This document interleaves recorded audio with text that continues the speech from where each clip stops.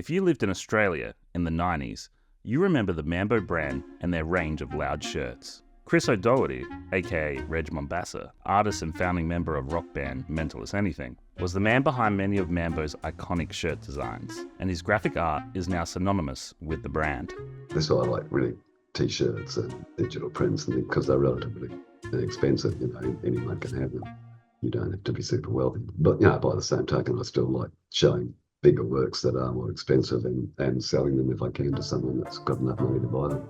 Mombassa's daughter, actress Claudia O'Doherty, told Conan O'Brien about one particular person with enough money. Well, once Ewan McGregor came to my house. Oh, Ewan McGregor, yeah, cool guy. He's a huge movie star.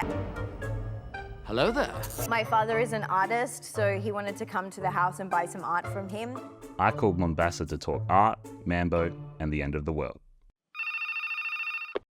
Doing the more graphic art, that did derive from playing in bands, because bands required posters and album covers and t-shirt designs and that. So that's why I started doing that more. And then Dare Jennings, the guy that founded and ran Mambo for 20 odd years, he'd seen one of the Mental as Anything covers I did, and he asked me to redo a section of it as a yardage design, as a vomiting chicken.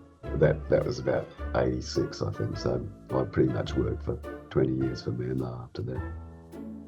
It was totally free range, which is what I liked about it. The way it worked was, when it got popular, it was 2 or 3 ranges a year, so I was still playing in 2 bands and doing graphic works for other people and having art shows every couple of years, so I was pretty busy. I had 3 children through that period, which was pretty much the 90s into the early 2000s. But the way it worked for the Mambo stuff was I would just do a lot of small pencil or charcoal sketches, which I would derive from maybe getting a bit of reference material together, magazines about dogs or muscle men or earthwork moving equipment or anything really, or tribal art or street art, just about anything, and then mixing bits and pieces. That's sort of like the surreal method of free association, and sometimes I do up to 50 or even 100 little sketches just for one range, and then I take it into Deer and Wayne Golding, who was his copywriter and offsider, and they would look at it and the stuff that made them laugh. That would get made into a t-shirt or a poster, sometimes pretty much as it was. Other times I'd develop them a bit more, colour them a bit more. The other good thing was I was a freelance employee, so I owned the copyright. If I'd worked for the company, they would have had the copyright, which would have been disappointing for me now, because I can still make money out of making prints from that stuff, redoing some of the t-shirts, and the Mambo still reprint some of the old sort of heritage stuff as well. A lot of the stuff I do doesn't go into places like Woolworths or David Jones, because they won't take it because it might offend someone, so it's more or less online stuff they use at mine.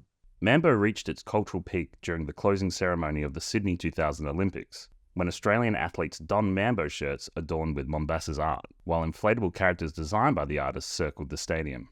But Mombassa tells me it almost didn't happen. When Dare said to me, the Olympics are wanting to do something, I was pretty sceptical, because I didn't particularly like the Olympics, and I knew that it was a big corporation and they were very litigious about stuff. And after I agreed to do it, it took us months and months and months before I signed a contract, because to me it looked like, they could stuff me up doing my own stuff, saying I'd broached their copyright. So I had to make it clear that would not be the case, which I managed. Like many working artists, Mombassa's thoughts lately have turned to the looming dangers of AI. The last couple of shows I've been doing lots of robot pictures, because I'm kind of fascinated by that, because of the whole AI thing, and the fact that robots might kill us all, and the fact that AI is now starting to affect the work of writers and artists, and it's a very contended area, and no one seems to know quite what's happening. There's no real regulation of it. I read an article recently about some sort of expert in AI and computers and everything, and she said the odds of the human race being wiped out by, say, an asteroid are 1,000,000 to 1, and the odds of climate change or nuclear war, I think, are about 1,000 to 1. A man-made pandemic was 30 to 1, and she said the robots killing us all is 10 to 1. That was her opinion, which is a bit frightening. I don't want to be a gloomy catastrophist, that's what my wife calls me, but I kind of am. And, you know, there are a lot of fairly serious problems confronting the human race at the moment. Hopefully, you know, humans are incredibly tough and flinty and clever, and we'll hopefully figure out a way around it, you know.